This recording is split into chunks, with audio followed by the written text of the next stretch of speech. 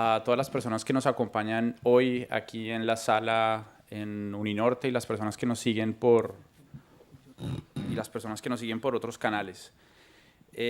Como bien lo había mencionado, como bien lo menciona Elías, esta mesa de la mañana del día de hoy es la mesa quinta del evento, Retos Educativos de la Alfabetización Digital. Entonces, tenemos con nosotros al profesor José Francisco Durán de la Universidad de Castilla de la Mancha, al profesor Ricardo Fernández de la Universidad de Castilla de la Mancha también, y desde Argentina a Mariana Perticara de la Universidad Nacional de Entre Ríos, Celina Morís de la Universidad Nacional de Entre Ríos y Paula Kinsvater de la Universidad Nacional también. Creo que entonces, siguiendo la dinámica del reto digital y de la metodología Pechacucha, pues vamos a dar inicio a esta mesa que trata entonces sobre los retos educativos de la alfabetización digital. Hace algún tiempo se hablaba simplemente de la alfabetización como la posibilidad de acceder a través de la lectura y el conocimiento a los diferentes escenarios, pues, del desarrollo. Efectivamente, ahora en el reto digital, esta visión de la alfabetización cambia y tiene ese apellido, digital. Entonces, vamos a empezar con la primera pregunta propuesta para el panel y le vamos a ceder la palabra a las profesoras que nos acompañan desde Argentina con esta pregunta. ¿En qué fase de inclusión tecnológica cree que se encuentra el sistema educativo actual a nivel general?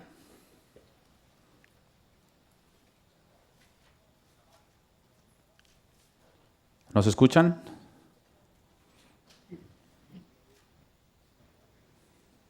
¿Qué tal? Buen día. Hola, buenos días. No les estamos escuchando muy bien. Muchas gracias por la oportunidad de participar desde Paraná, en la provincia de Entre Ríos, Argentina.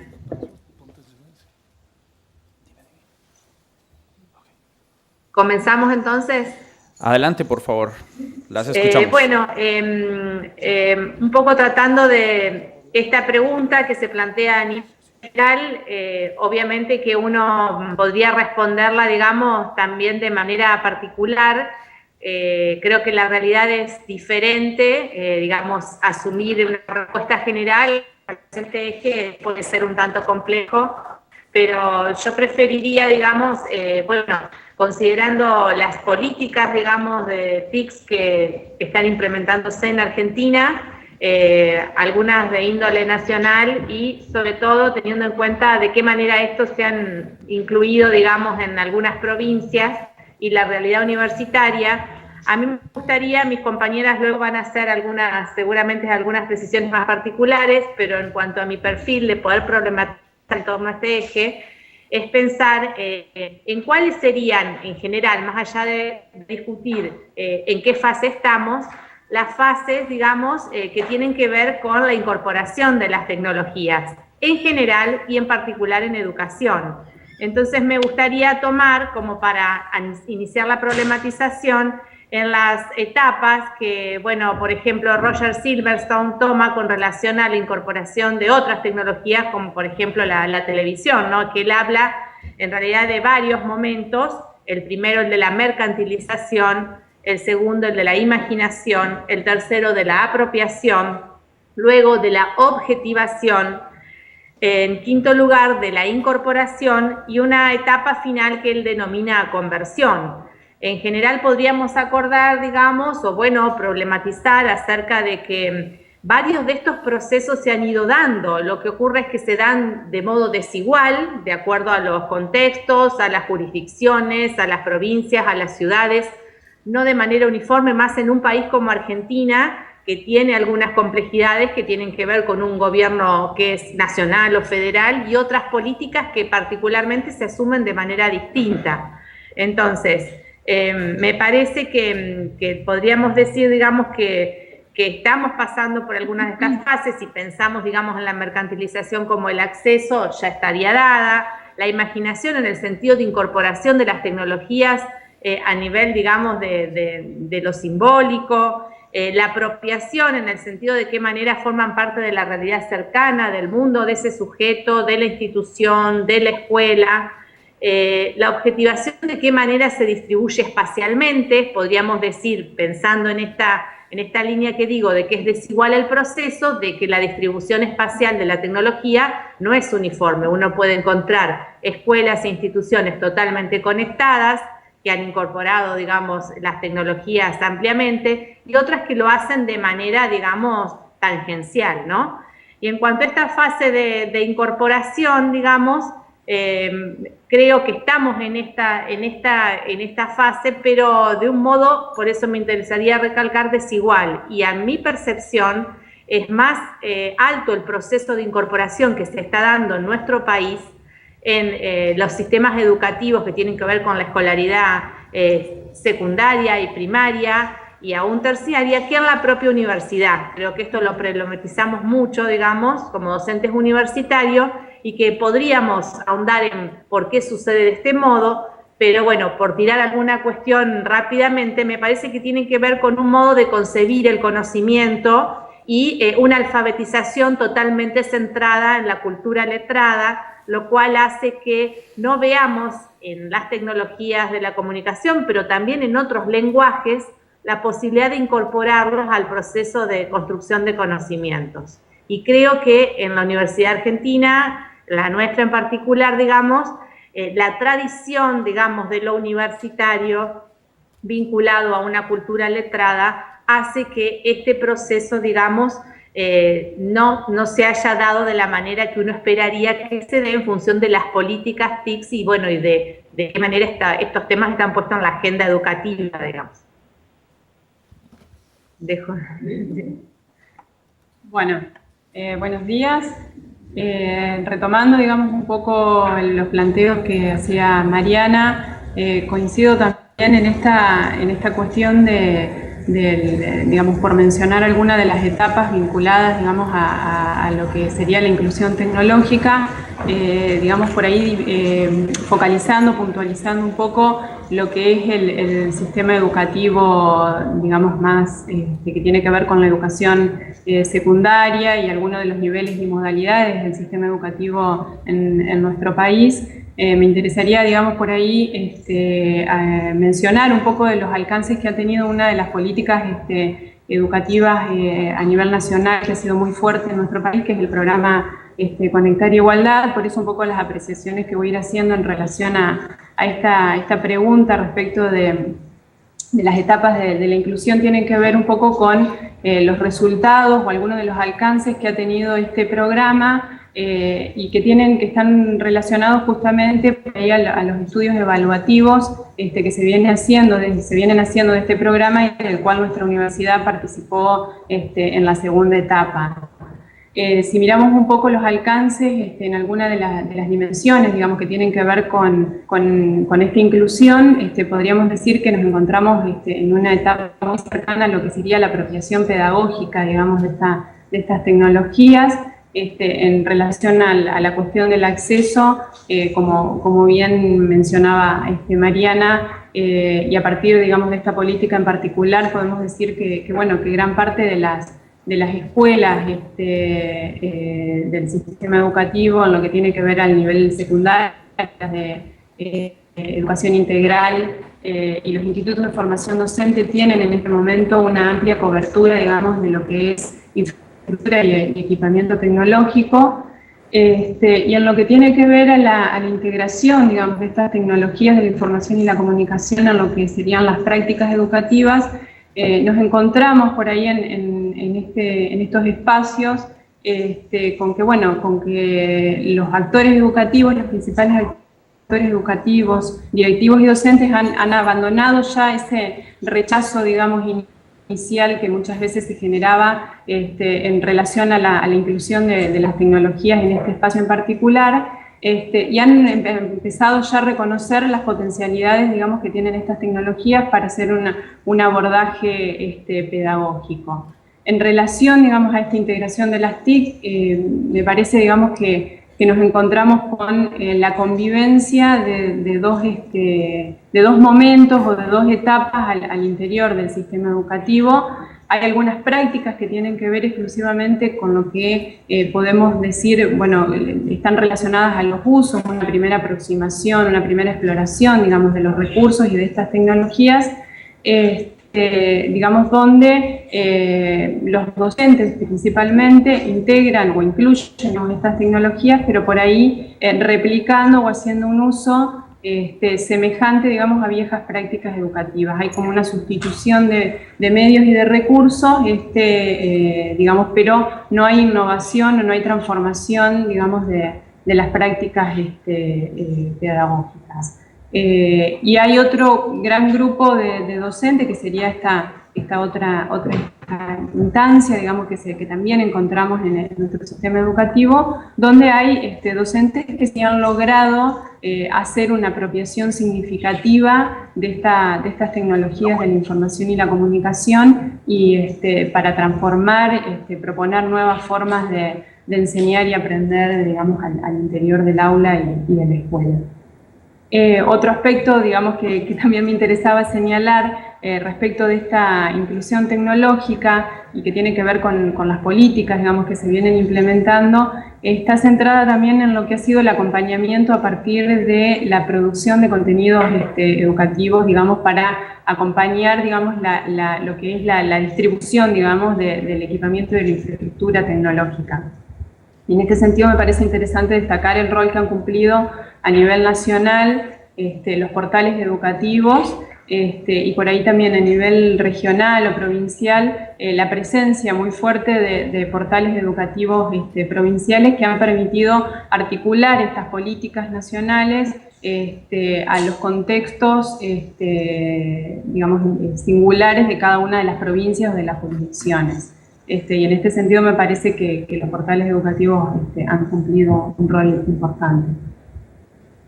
Bien, buenos días.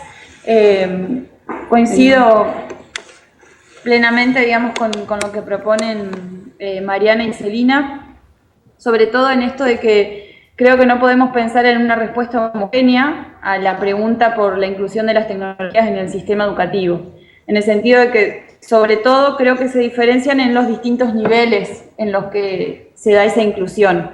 En nuestro país tenemos políticas muy fuertes de inclusión digital a nivel primario, quizás de un modo más reciente, desde 2006-2007 y después fuertemente en el 2010, hay una política fuerte de distribución y de acceso a tecnologías. Pero eso no implica que realmente haya una apropiación en el uso de esas tecnologías. En el nivel secundario hay más trayectoria en ese sentido de la distribución y de la apropiación, pero todavía sigue siendo un desafío pensar realmente la apropiación en la producción docente y en la producción estudiantil.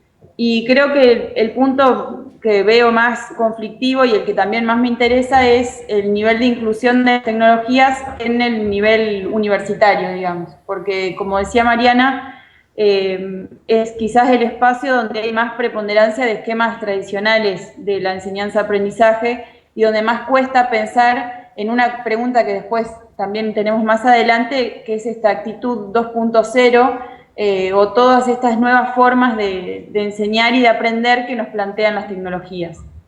Entonces, pensando de la inclusión en cuanto a distribución y acceso, creo que sí que está mucho más repartido, generalizado, que ha crecido en estos últimos años, pero en el punto donde me parece que aún queda mucho trabajo por delante es en el de la apropiación y el de la producción docente y la producción estudiantil también. O sea, sobre todo el aspecto pedagógico de esa inclusión es el que me parece que aún resta trabajar un montón. Y bueno, por suerte tenemos también políticas que están pensando en esto y espacios como los que mencionaba Celina, como los portales educativos, que tienden a mejorar, a proponer y a incentivar la producción y la apropiación, pero queda aún mucho trabajo por hacer, por lo menos en nuestra región, en nuestro país. Muchas gracias. Ahora vámonos Gracias. Ahora vámonos hacia Europa con el profesor Ricardo Fernández. No sé si el profesor José Francisco Durán nos está escuchando bien. Parece que la conexión no... Perfecto. Sí, sí. Ah, perfectamente, os escucho perfectamente, gracias. Perfecto, entonces vamos con el profesor Ricardo Fernández y su respuesta a esta pregunta que ya está abriendo diferentes escenarios adicionales para el análisis. Profesor Fernández. Bueno, mientras se resuelve la comunicación con el profesor Fernández, el profesor José Francisco Durán, adelante con su respuesta.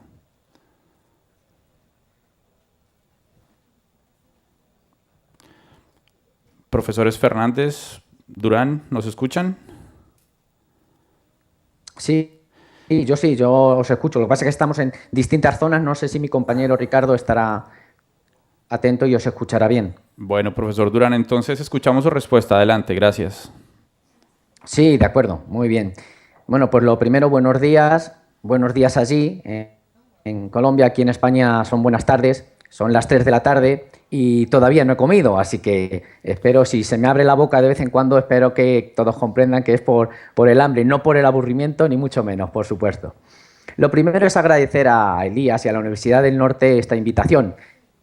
Por supuesto, no le voy a agradecer que me haya retrasado la comida, pero sí la invitación a un congreso donde, por supuesto, estamos todos para aprender y compartir ideas. Eso es una idea de mi compañero Ricardo, que luego os dirá. Siempre acaba sus mensajes diciendo seguimos compartiendo, y es lo más importante, quizá, el compartir ideas.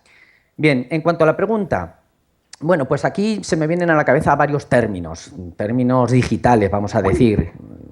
Por ejemplo, la alfabetización digital, la brecha digital, los nativos digitales, todas esas cosillas sí vienen a colación ahora mismo. ¿Por qué? Porque si no conseguimos incluir tecnológicamente mediante las políticas educativas y todos los recursos que necesitemos estas tecnologías, nosotros nos quedamos fuera, seremos analfabetos digitales, ¿no?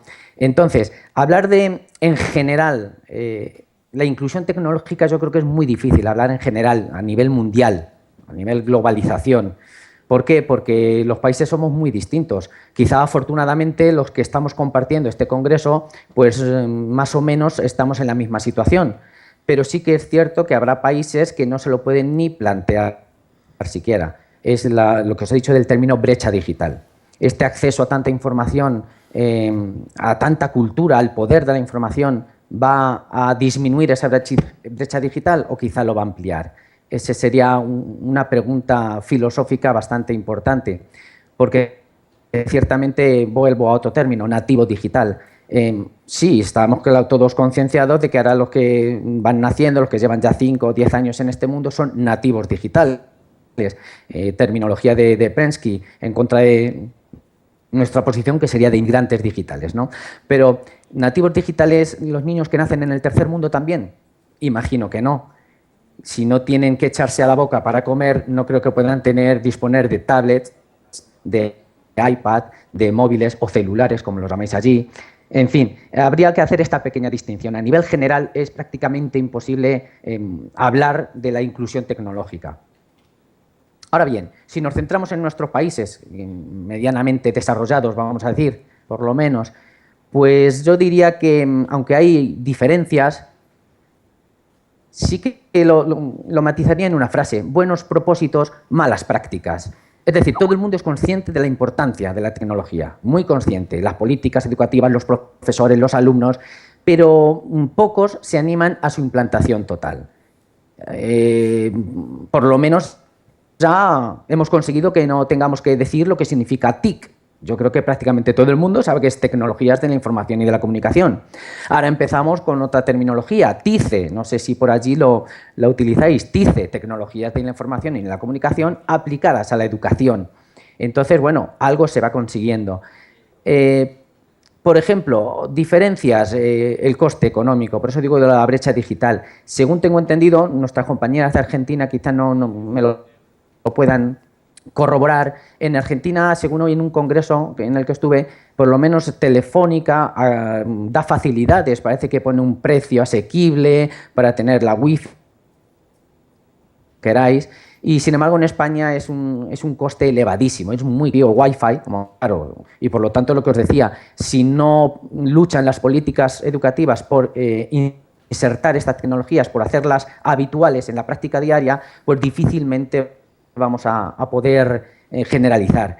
Aquí en España, lo que os digo, para terminar y no pasarme de los minutos correspondientes, hay muy buenos propósitos, pero yo creo que falta mucho por recorrer todavía. Muchas ganas por parte de las instituciones, de los profesores, afortunadamente no. Tenemos una gran vocación, una gran profesionalidad y estamos deseosos de poder llevarlas a cabo en cuanto nos faciliten la labor. Nada más, gracias.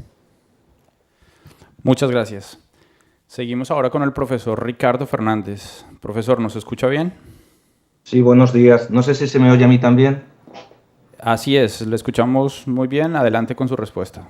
Esta vez sí, muchas gracias. Un saludo a todos los que nos seguís desde allí en directo, desde Colombia.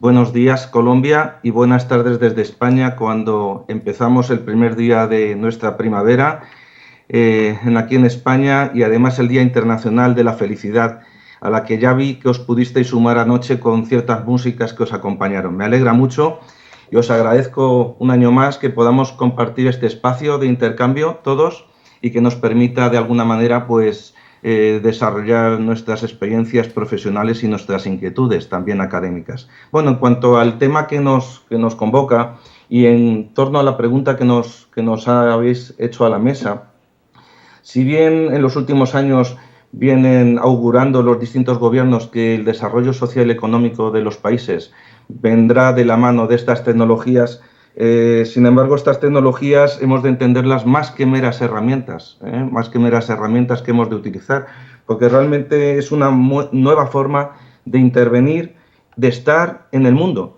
y eso es lo que da todo su potencial. Lo que sí no cabe duda es que la mera incorporación de estas tecnologías de la información y la comunicación no va a ser garante de innovación y de calidad educativa. Las tecnologías, sin embargo, sí tienen la semilla del cambio. Tienen semilla del cambio. Y si aludimos a algunos de los últimos, de algunos de los proyectos de investigación, como la investigación ACOT, donde se habla de las fases de integración de las tecnologías, pues hemos de considerar que nos encontramos desde unas fases donde hemos pasado los distintos profesionales, donde hay un aprendizaje en el uso básico de la tecnología, en el acceso. Una fase siguiente en la que hemos adoptado como soporte a las formas más tradicionales, o la adaptación, donde hemos integrado esas prácticas también tradicionales con el uso de estas herramientas, damos un paso hacia la evolución, hacia la apropiación, el trabajo cooperativo, el aprendizaje basado en proyectos, las tecnologías de la información y la comunicación como herramientas ineludibles, o la última fase de invención, donde se le dan nuevos usos educativos, donde realmente se da una gran mejora y un gran salto. Podríamos indicar que en el momento actual, sin tampoco establecer una generalización, podríamos indicar que nuestros profesionales se encuentran en esa fase de adaptación, donde utilizan esas tecnologías, se las integran e intentan mejorar lo que venían ya haciendo. Pero realmente el paso fundamental sería el intentar hacer recorridos nuevos, porque más allá de cuestión tecnológica, la cuestión tiene que ver con las metodologías, con las nuevas formas de proceder. Y realmente nos encontramos, como decían mis predecesores, con discursos en los que la tecnología emergente tiene un gran potencial, tiene una gran incidencia en todos los marcos sociales y educativos de toda índole. Sin embargo, la realidad parece que va por otros derroteros. Recientemente estaba en un tribunal de tesis doctoral con algún profesor de Argentina, de centros de Santiago de Entre Ríos, Santiago de Estero, donde se planteaba, perdonad, las compañeras de Argentina sí me corregirían, de Santiago de Estero, pues un profesor de química que había hecho un análisis sobre cuáles eran las herramientas más utilizadas por sus profesores en las universidades, y aún seguía siendo el pizarrón, como allí se dice, el pizarrón un gran elemento, o los retroproyectores, etcétera, cuando son tecnologías que ya vienen superando con otra forma de gestionar estos aprendizaje. Realmente el libro sigue siendo la piedra angular. en torno al cual se sostiene el sistema escolar. En nuestras escuelas vemos cómo los profesores pues siguen utilizando esta herramienta esencialmente y parece ser que el currículum está en manos de los grupos editoriales, que realmente son los que construyen estos soportes, ¿no? Yo creo que desde las facultades y la formación inicial de los profesores, en nuestro caso los futuros maestros de educación infantil y educación primaria, que seguramente esta mañana nos estarán siguiendo desde nuestras provincias de Toledo, y a los que dirijo también mi saludo desde aquí, desde Ciudad Real y otras provincias que están invitados, pues reconocen que realmente es un gran reto, un desafío, el que podamos aportar nuevas formas de proceder, nuevas formas de desarrollar estos procesos de enseñanza-aprendizaje desde una componente mucho más estratégica, donde la creatividad del alumno está mucho más presente. Creo que realmente son los alumnos quienes han de ser agentes que construyen el conocimiento compartido. Yo creo que en la mesa de debate devuelvo la palabra porque creo que hay otros elementos que debemos considerar de cara a conocer el nuevo rol que tanto educadores como educandos, como la propia escuela, ha de establecer a la hora de utilizar estas tecnologías. Pero no cabe duda que en España estamos percibiendo en el panorama internacional como un paso, un recorrido muy similar al que acaban de describir también nuestras compañeras desde Argentina. Muchas gracias por vuestra atención. Cedo la palabra. Muy amables. Muchas gracias. Precisamente ya tendremos espacio para que los participantes también hagan sus aportes y sus preguntas para dar espacio a ese debate. Siguiendo con un poco enmarcándonos en las preguntas planteadas, pero retomando términos que han surgido en estas primeras respuestas: alfabetización, brecha, nativos digitales, heterogeneidad.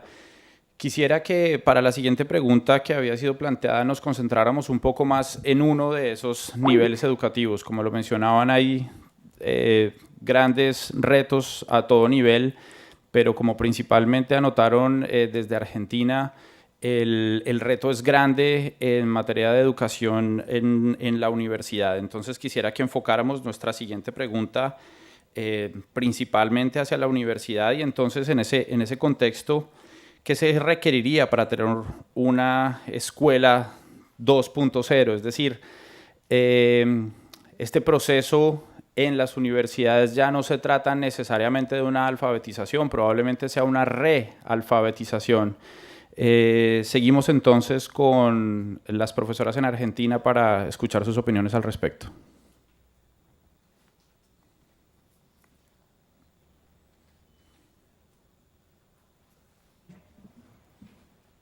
Bueno, tratando de enfocar este eje, digamos, con relación a, bueno, qué necesitamos para tener una universidad, digamos, profesores y estudiantes 2.0 en nuestra universidad.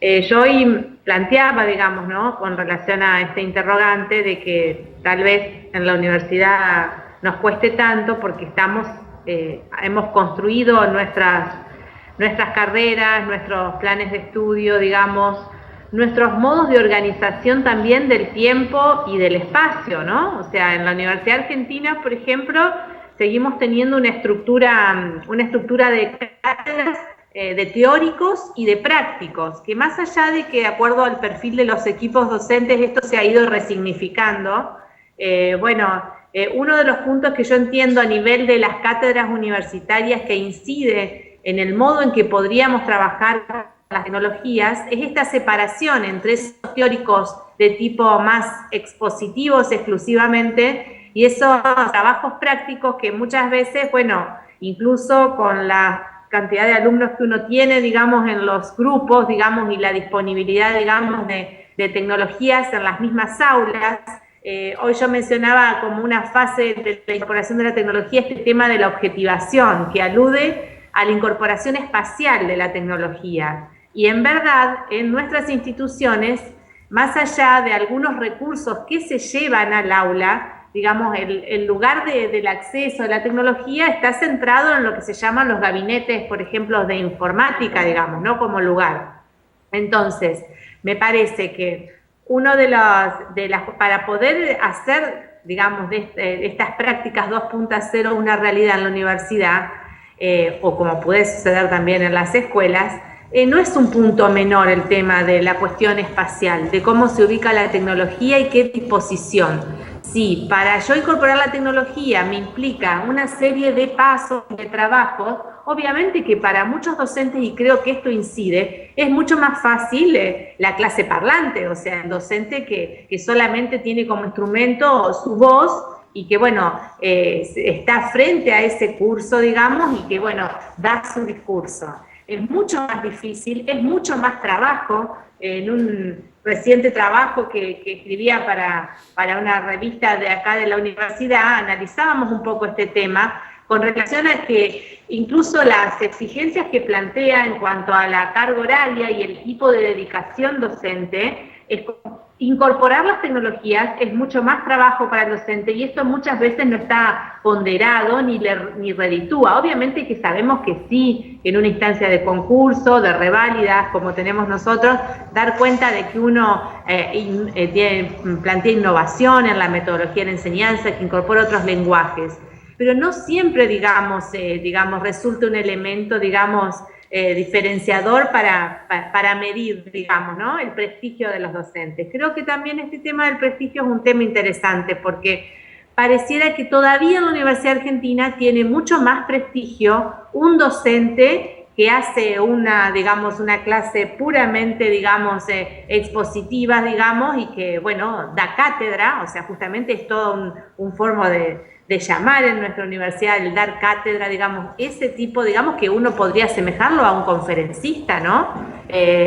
Y que, bueno, esto pone en cuestión, digamos, el rol docente. Pareciera que ese docente tiene mucho más autoridad y mucho más, digamos, experticia que aquel otro que en realidad utiliza su palabra para hacer alocuciones mucho más breves, para introducir otros lenguajes como disparadores, un video, imágenes, o bueno, cualquier recurso que lleve al aula. Entonces yo creo que en realidad lo que hace falta es pensar las cosas desde otro lugar, ¿no? Y que, bueno, esto yo creo que les cuesta más a los docentes, y nos cuesta más a los docentes que a los estudiantes, ¿no?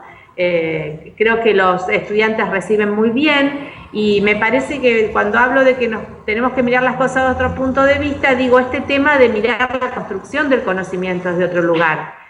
Y nosotros en nuestra facultad tenemos la carrera de comunicación y la carrera de educación. Me parece que nos están haciendo falta marcos teóricos, por ejemplo, desde el punto de vista de las teorías del aprendizaje, que dan cuenta de qué modo hoy es posible enseñar y de qué modo se aprende. Y esta fase que mencionaba Ricardo con relación a este tema de la invención, esta dimensión productiva, me parece que tiene que ver, digamos, con posibilitar como docentes ese espacio y que esto, bueno, implica ver el conocimiento y el proceso de construcción de conocimiento desde otro lugar.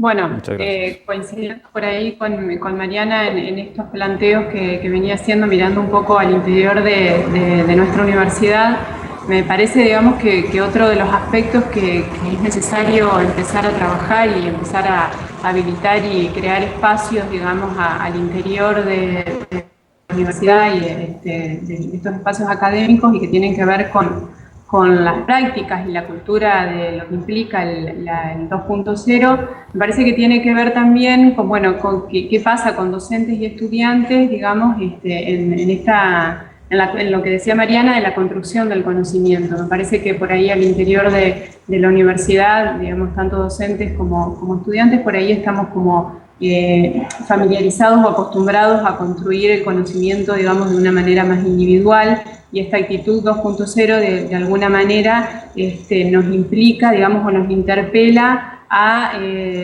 poner en juego otras prácticas que tienen que ver con la construcción colaborativa, con el compartir el conocimiento, con el co-crear, digamos, junto a otros docentes, con el hacer circular, digamos, esa producción de conocimiento, y que me parece que al interior, digamos, de la universidad falta mucho, digamos, empezar a debatir y a reflexionar en torno a estas temáticas, digamos, o estas problemáticas, que ponen en cuestión, digamos, la presencia de una web participativa, ¿no? Colaborativa. Bien, también creo que coincidimos las tres en estos puntos, tampoco quiero ser tan reiterativa, pero esencialmente este planteo de la concepción y de la construcción del conocimiento es lo esencial a la hora de pensar una universidad 2.0. Como reciente estudiante, digamos, también puedo pensar en los procesos evaluativos y de acreditación del conocimiento. Por ejemplo, pensando en la producción de una tesis, en la que siempre se privilegia y es más fácil trabajar un contenido escrito, una tesis tradicional, que pensar otras formas de acreditar ese paso que tenemos nosotros por la universidad.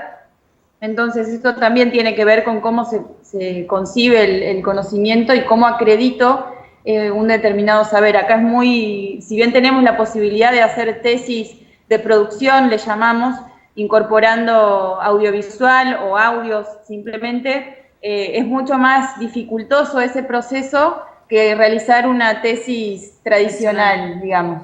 Y en el otro sentido también esto de lo colaborativo y de lo grupal tiene mucho que ver. Justamente esas tesis de producción son tesis que se deben realizar de modo grupal, por lo que implica una producción audiovisual, por ejemplo, en la que no se trabaja solo, sino que siempre hay un equipo de trabajo.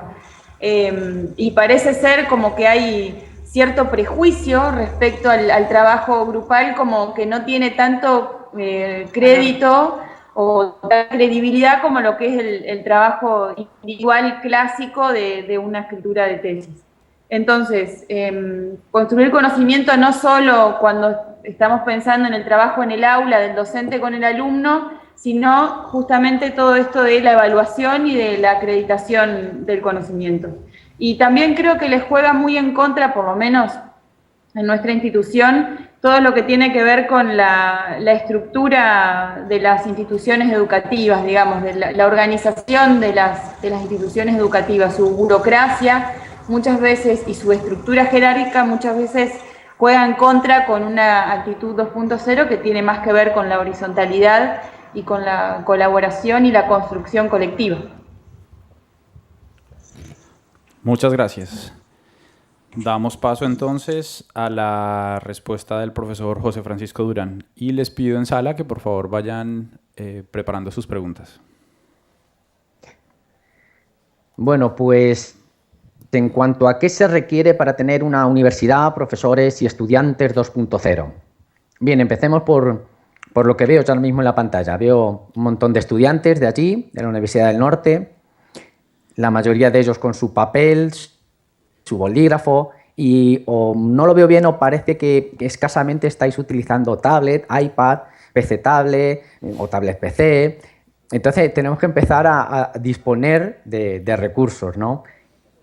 Tener ganas. Pero bueno, partiendo de esta premisa, lo primero que haría falta es tener cubiertas las demás necesidades mínimas, tanto en el alumno, me refiero, como lo que estoy diciendo, a lo mejor hay alumnos que no tienen posibilidad de comprarse una tablet, no tienen por qué, pero a lo mejor también hay universidades que no se pueden permitir el lujo de comprar o de permitirse recursos tecnológicos. Por ejemplo, tendrá que tener cubiertas las primeras necesidades, con personal docente cualificado y personal docente suficiente, porque como estamos hablando de la importancia ahora mismo de los trabajos grupales, de cambiar un poquito la mentalidad y de que las clases pasen de ser magistrales a ser más colaborativas con los alumnos, a cambiar un poquito ese sentido, pues necesitaríamos clases más reducidas, quizás, otra disposición de las aulas para que se pueda trabajar en grupo. Y luego, una vez que tengamos ya las necesidades mínimas, pues tendríamos que contar con recursos económicos para poder comprar material tecnológico. Aunque eso verdaderamente a mí tampoco me intimida el tener disposición económica. ¿Por qué? Porque quizás si el profesor tiene ganas, si los alumnos tienen ganas, con una simple pizarra digital, y me refiero a un cañón, un proyector con una pantalla, ya no me refiero ni siquiera a las pizarras digitales interactivas o táctiles. útiles. Con una pizarra digital podemos empezar ya a hacer una escuela 2.0. Yo creo que casi todo depende más de la imaginación y de la creatividad del profesor y de los alumnos, por supuesto, que de las posibilidades económicas que tenemos. Pero bueno, supongamos que contamos ya con las necesidades mínimas cubiertas, que contamos con algún recurso tecnológico, aunque sea mínimamente un proyector y una pantalla en blanco con red wifi, por supuesto, con internet, porque eso sí que sería imprescindible. Con otra cosa que tenemos que contar es con la motivación, la vocación, el interés, la profesionalidad de profesores, la potenciación de la motivación por parte del alumnado, que esa es con las TIC se consigue rápidamente. Y afortunadamente creo que este punto lo tenemos solucionado. Tengo que romper una lanza en favor de los docentes y la mayoría de ellos creo que estamos ávidos de poder aprender cada vez más y no nos importa utilizar tiempo. Hay mucha gente que diría perder tiempo. No, yo no me gusta nunca decir perder tiempo, a utilizar o aprovechar el tiempo en aprender, en seguir aprendiendo y en motivarnos nosotros, mismos congresos, cursos que hacemos por nuestra cuenta, todo ello es en vista a poder utilizar e incorporar las TIC con nuestros alumnos, que nos lo están pidiendo a voces. Y ahí me dejo una cosa para el final que para mí es lo más importante. Supongamos que ya tenemos las necesidades mínimas cubiertas, ya tenemos algún recurso tecnológico en nuestro aula, tenemos el interés, la vocación, la profesionalidad y en nuestros alumnos interesadísimos en lo que decimos, hace falta un cambio metodológico. Eso para mí es imprescindible. ¿Por qué? Pues porque no basta con encender un ordenador y utilizarlo y hacer una presentación PowerPoint o como últimamente las están llamando PobrePoint y ya está, no, es simplemente un texto ahí escrito que nos dedicamos a leerlo y poco más. Entonces, no, eso no, para mí no es suficiente. Necesitamos un cambio en el paradigma metodológico. Nos tienen que enseñar a los profesores a utilizar esas tecnologías, ya digo, para conseguir ese cambio de aprendizaje, ese cambio para trabajar en grupo, para darle protagonismo al alumno de su propio aprendizaje. Para mí es principal ese cambio metodológico, incluso, ya digo, que más que las posibles tecnologías que podamos tener a nuestro alcance. Yo me acuerdo de ver un vídeo en YouTube, os animo a que lo veáis todos, en cuanto pongáis incorporación tecnológica aparecerá, es en portugués, pero bueno, afortunadamente se sobreentiende, se entiende bastante bien. Y va de un profesor, un director que llega a una clase y está la profesora diciendo la típica tabla de multiplicar cantando 2 por 2, 4, 2 por 3, 6, 2 por 4, 8. Y llega el director y le dice, estupendo, vamos a hacer una escuela 2.0, una escuela tecnológica porque nos vienen ordenadores. Y pasan meses y sale nuevamente el vídeo y está la profesora con su pizarra digital táctil, interactiva, sí, pero con lo mismo puesto, con la tabla de multiplicar y siguen recitando 2 por 2, 4, 2 por 3, 6. Eso no es incorporar tecnología. Bueno, miento, es incorporar tecnología, pero no incorporar la metodología que deberíamos incorporar con ella.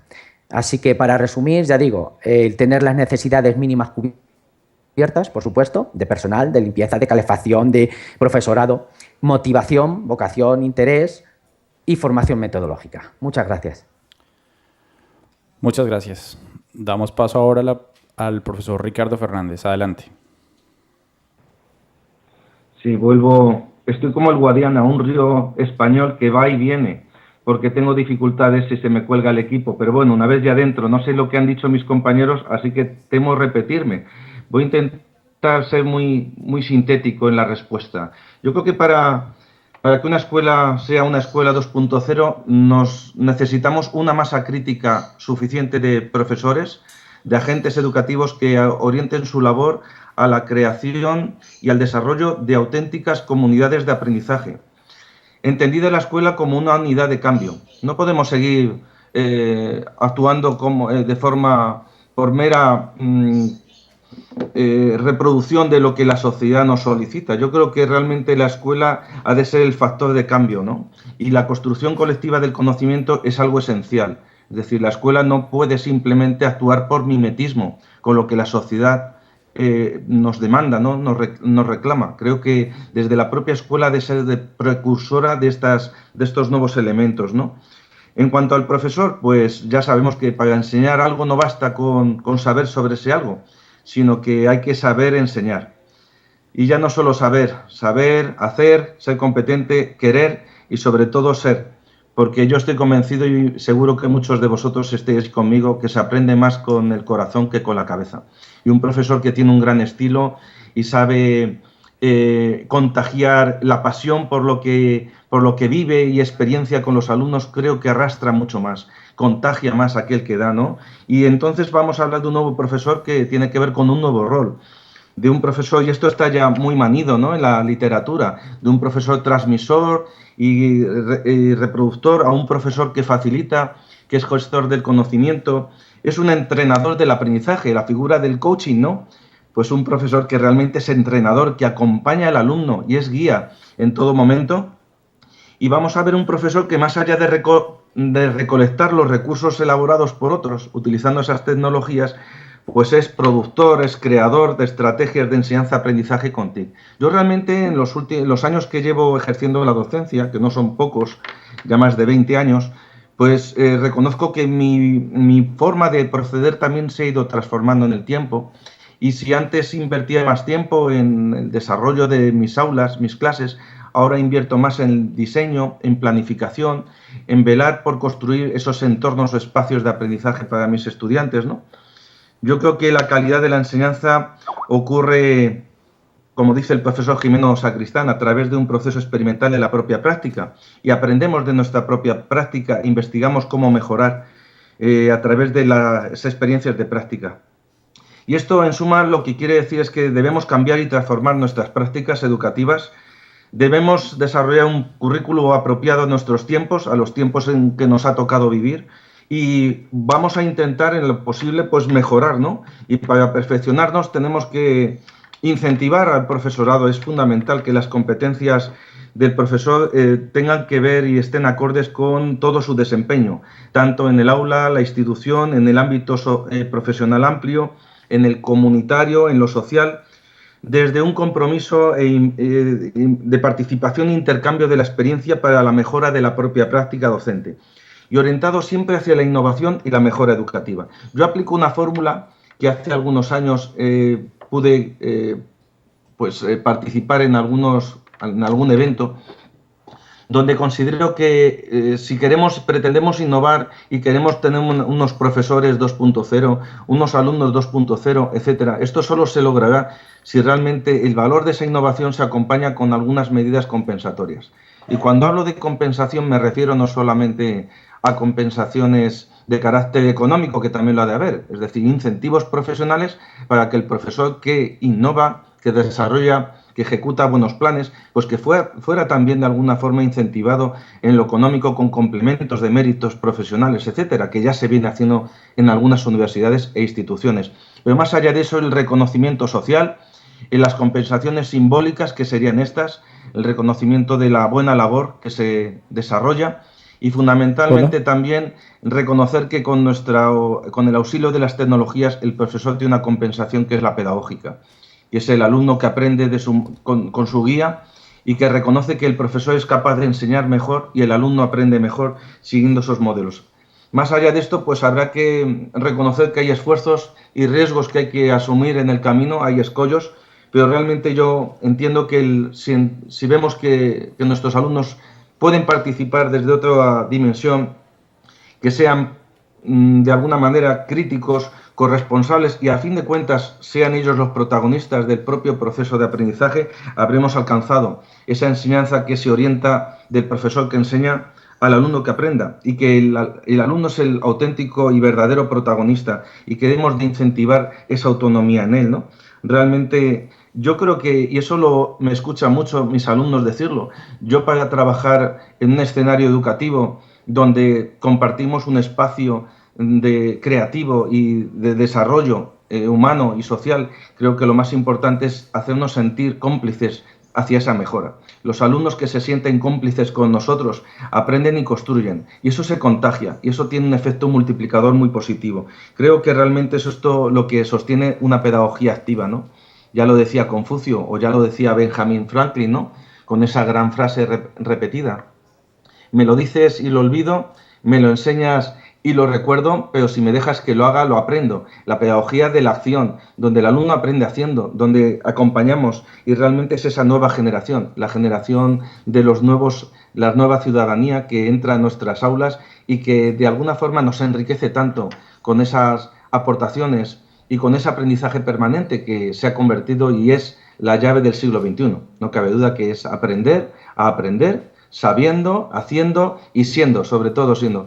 Y son las emociones las que realmente tienen mayor calado. Me alegra mucho estar y con esa emoción lleno en ese espacio donde estáis compartiendo la mañana todos, y creo que eso nos invita un poco a reflexionar sobre estas formas de proceder que todos los profesionales que nos dedicamos desde nuestra implicación y compromiso con la educación, creo que tenemos un gran desafío que afrontar por delante. Cedo la palabra, muchas gracias. Muchas gracias a ustedes.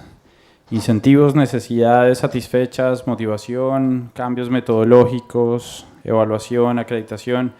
Hay demasiadas dimensiones para considerar en este concepto de la alfabetización y de la escuela 2.0.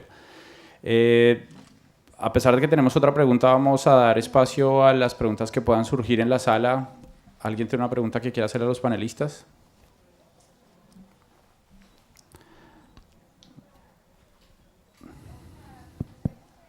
Buenos días. Bueno, no hay ninguna duda de que las TIC o estas nuevas tecnologías digitales han abierto un sinnúmero de posibilidades en el campo educativo a nivel didáctico. Me gustaría saber qué retos, qué importancia tienen las TIC, qué papel juegan las TIC dentro de la educación del alumnado especial, es decir, aquellos estudiantes con discapacidades o con algún tipo de necesidad educativa especial. Bueno, tal vez siguiendo el mismo orden, vamos a Argentina primero con las respuestas. Gracias.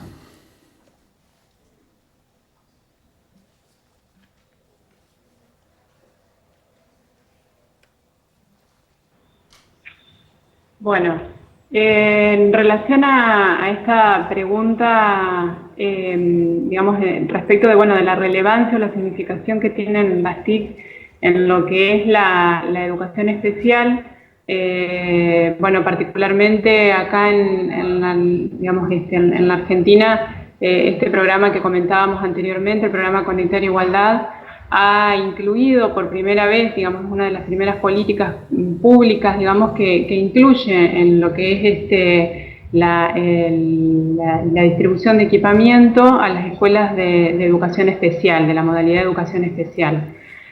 Justamente tomando como referencia el valor, digamos, que estas tecnologías pueden tener para las personas con discapacidad, en lo que implica el acceso, digamos, a la educación particularmente y a las estrategias, digamos, que pueden darse de inclusión educativa y social de estas personas. El acceso a estas tecnologías abre un panorama completamente diferente, digamos, para estas personas con discapacidad, digamos, el poder interactuar a través de una computadora personal o de los distintos dispositivos tecnológicos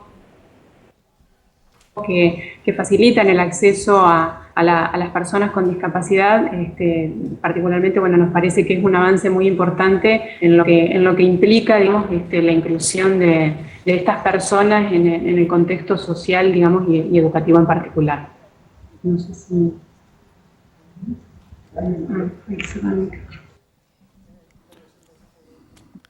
Ok, seguimos entonces en España, el reto digital. ¿El profesor Fernández?